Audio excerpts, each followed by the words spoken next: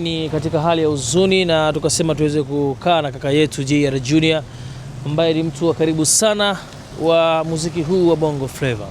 Kwanza JR, pole yetu sote kwa kumpoteza Spark. Of course, hii ni yetu sote. Okay. Mara nyingi mchana umekuwa kunguruma sana JR, lakini pia mimi nataka tumuelezee Spark the ulivyomfahamu katika industry nzima hii ya muziki ambayo alikuwa akifanya, pamoja na zile ngoma zote zilizofanya vizuri aloimba na kina Madi pamoja na Tundaman na vitu kama hivi. Light ningejua na mambo mengine. Spark ni naweza kusema kizazi cha pili kama sio cha kwanza cha waandishi ambao walikuja kuwa legend wa kuimba. Nakumbuka wakati niko shule na rafiki yangu anaitwa Rambazo, yeye alikuwa anakaa mtaa mmoja na Spark Tanga pale Dunia Hoteli.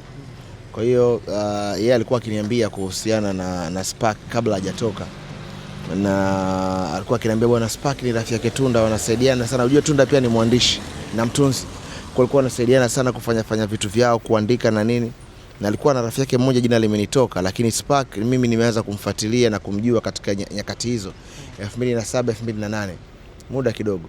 Kwa hiyo ni brother ambaye ana mark kubwa, kwa sababu tukizungumzia moja ya collab ambazo Chidi Benz huwa anajivunia nazo, au mashabiki wa Chidi Benz wanasema kwamba ni noma. Light ningejua ni moja kati ya collab ambazo kabisa kwenye Bongo Flava uwezo ukaziacha. So jamaa ameacha alama kubwa sana, especially kwenye ngoma tunazoziita collab. Okay. Umezungumza sana hapo wakina, lakini mara ya mwisho tumeona Spark alifanya exclusive na Crowd Media. Sijui kwa upande wa Planet Bongo, labda mara ya mwisho mlizungumza naye nini? Nadhani kabla ya hapo, kwa upande wa Planet Bongo ilikuwa kabla ya hapo. Na Spark mimi around hiyo time nilichat naye sana. Na nilitegemea tungekutana. Sijui Mungu ana maana makubwa kuliko yangu, lakini nilitegemea tungekutana sana na Spark kwa sababu tayari alikuwa ameshaanza kurudi kwenye track. Moja kati ya vitu vinavyoonyesha kwamba huyu msanii ana uhai ni kufanya matamasha, na Spark amekuwa akifanya hiki kitu na chaka. Juzi tu alikuwa Dodoma na kina Beka Flavor. Kwa hiyo unaona ni kwa namna gani ambavyo brother amekuwa akijipambania na kupambania career yake. Kwa hiyo nina muda kidogo, na kama miezi 6-5, kwa maana ya mara yangu ya mwisho na Spark kuchati na kupanga mipango ya kuonana. Baada ya hapo ratiba zake kidogo zilikuwa zinamtinga. So far hii kwenye game inaacha alama gani kubwa, hususan katika industry nzima ya muziki huu wa Bongo Flava? Kwanza kwa upande wa career ya Spark, hatuwezi kukataa kwamba vitu vyote ambavyo amevifanya Spark ni vikubwa. Ushaelewa madude aliyokuwa anayafanya na Tunda, madude ambayo amefanya na kina Chidi na kina Madi na wengineo ni makubwa. Kwa hiyo alama yake kwenye muziki ipo, kwa sababu tayari katalogi yake inaonyesha kwamba ana mega hits, vitu ambavyo watu wengi hawana. Unajua wasanii wengi wana hit song, lakini kupata mega hit kwamba hii ngoma ni ngoma kubwa kupita maelezo ni watu wachache ambao wana hiyo historia. Lakini Spark ameacha hiyo alama, na sio one hit wonder. Spark ni mtu ambaye ametengeneza hit nyingi, so yule msanii ambaye alikuja akapiga hit moja akaondoka. Na pia naweza nikasema Spark ameingia kwenye historia ya wale watu ambao walipotea kwenye muziki wakati game bado inawahitaji.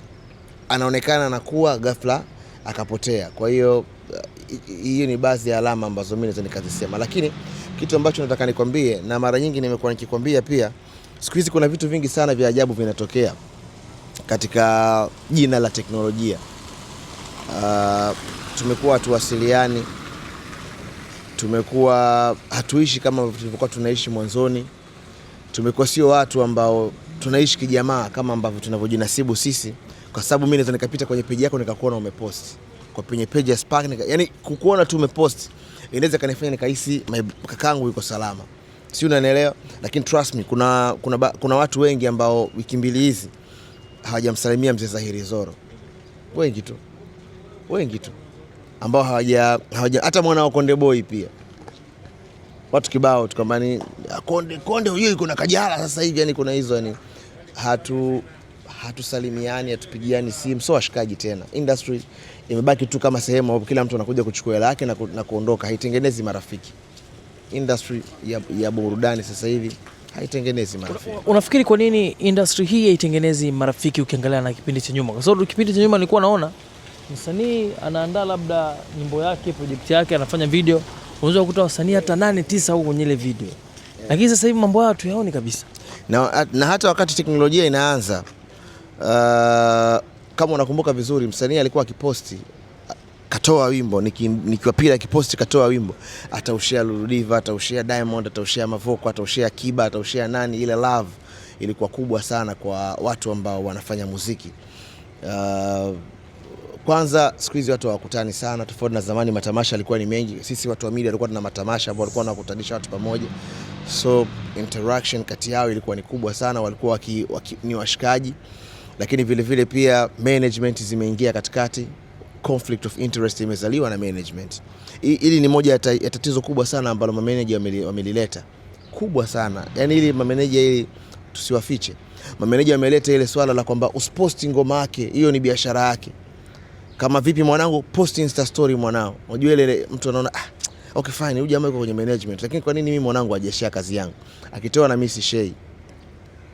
Hiyo imepelekea industry izalishi wasanii wapya. Mega hit mkubwa kama sio Jemelo ni Mario mara ya mwisho. Hata mavokali alienda sana nje, sio ndani kama walivyoenda wengine. Sijui unanielewa. Kwa hiyo teknolojia katika jina lake tuseme tu kwamba imetuletea tu vitu vya ajabu. Moja kati ya vitu vya ajabu ilivyotuletea vitu namaanisha vitu ambavyo amazing, magical. Moja ya kitu ambacho kimetokea kwa upande wa teknolojia ni kuvunja udugu na urafiki ambao watu walikuwa nao. Katika hilo hatuwezi kukataa. So far nimeona mara mwisho kuna challenge imefanyika kubwa na wengi wameipokea, hii ya Comedian. Labda kauli yako ni ipi, lakini pia unalizungumziaje swala hilo JR? Kwanza kuna watu wamechana pale, mimi sikuwa najua kama Shafii ni mchanaji kiasi kile. Mimi nilikuwa namjua Ndano, nimemfahamu kama mwezi hivi kwa sababu amekuja Planet Bongo akachana. Ushaelewa? Ila comedians wa Tanzania ni wasifie, kwa sababu kila ambaye aliyefanya hajaharibu sana. Yani kwa mimi ambaye najua muziki, sijaona kama hawa wamefanya kitu kibaya. Sijui unanielewa? Na hata Mama Chanja na Asma Majid pia freestyle yao ni katika freestyle ambazo nazipenda sana. Kwa hiyo ni wasifie comedians, aisee, mmetisha sana, mmefanya kitu kikubwa, amazing. Yeah, of course, yeah. Okay, naona kama challenge inataka kuhama sasa. Naona mpaka madonge nono yanawekwa. Nimeona Alikamwe naye pia amesema kwamba atatoa milioni 20 kwa the best challenge na vitu kama hivyo. Na alikuwa hafiki hapo kwenye studio, japo nimefuatilia naona hajafika. Mmemfanya mazungumzo kwa simu. Kwa maana ya nini sasa? Ni challenge yenyewe au yeye kufika? Hiyo challenge ya yeye. Challenge ya Alikamwe ni yeye anaamini kwamba hakuna rapper Tanzania anaweza ka freestyle kumshinda Wiz MP. Sisi tunaheshimu opinions za watu. Kuna facts, kuna opinions. Opinions ni hicho alichokisema yeye, mawazo yake binafsi, kwamba mimi naamini hakuna mtu ana freestyle kumshinda Wiz MP. Kwa hiyo ni jukumu letu sisi kama Planet Bongo na watu ambao tumepewa dhamana kulisimamia hilo, kujaribu kuangalia ni watu gani ambao tunaamini tukishirikiana na wananchi wanaweza kaja wakamchallenge Wiz. Wiz sio mbaya. Lakini pia kusema kwamba hakuna mtu kumchallenge, sidhani kama imekaa sawa sana kwetu sisi kama wadau. Kwa hiyo hela ipo, ni moja ya vitu ambavyo vinakwenda kuichangamsha game, kuiongezea thamani industry, kwa sababu freestyle tu mtu kulipo milioni 20 sidhani kama hapa karibuni imetokea hiyo. Labda ni zamani sana imetokea vitu kama hivyo.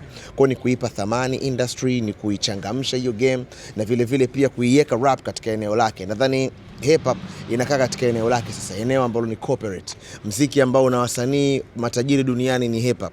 Hata Kenya wasanii wengi ukiwatazama, wakina Khaligraph wanaishi maisha mazuri sana. Tanzania ndio eneo pekee ambalo watu wake wengi wanaofanya hip hop, au katika maeneo machache ambao wasanii wake wengi wanaofanya hip hop wako mid katika upande wa kipato.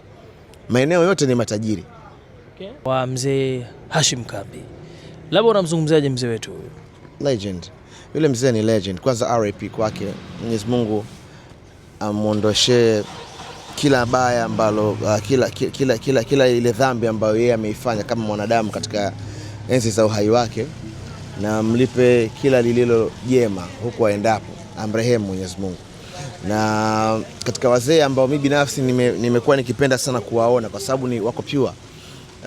Ana ile talent ambayo huwezi kuona kama ni lazimisha, inamtoka tu. Anakupa kitu unakiona hiki ni kitu kizuri, kitu bora, ni marehemu Mzee Hashim. Na pia nilikuwa napenda akiigiza kama polisi, nilikuwa napenda sana akiigiza kama baba. Nilikuwa napenda sana yani ni mtu ambaye kuna character fulani hivi kibongo yani, ilikuwa ni character yake, ashajimegea yani, kwamba kuna mzee, ukitaka mzee fulani, Mzee Hashim anafiti. Yani kama zamani ukimwangalia mtu kama Mzee Jengua alivyokuepo, yani kwamba baba fulani hivi yeye ndo anaweza kukaa.